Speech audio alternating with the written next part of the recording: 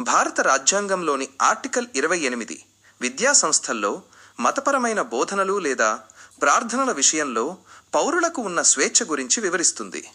ప్రభుత్వ నిధులతో నడిచే పాఠశాలలు, కళాశాలల్లో ఏ ఒక్క మతాన్ని రుద్దకూడదనేది దీని ప్రధాన ఉద్దేశ్యం.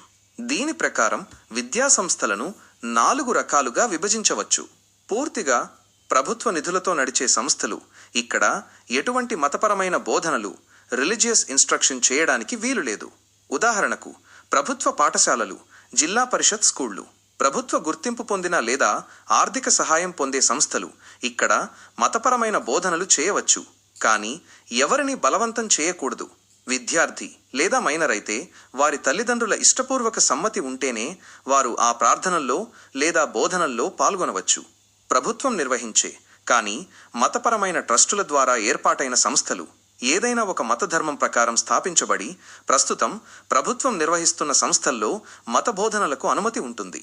ముఖ్యమైన గమనిక: మన దేశం యొక్క లౌకిక స్వభావాన్ని కాపాడటం కోసం ప్రభుత్వ విద్యాలయాల్లో అందరికీ సమానత్వం ఉండాలని, ఎవరిని వారి ఇష్టానికి వ్యతిరేకంగా మతపరమైన కార్యక్రమాల్లో పాల్గొనమని ఒత్తిడి చేయకూడదని ఈ ఆర్టికల్ స్పష్టం చేస్తుంది.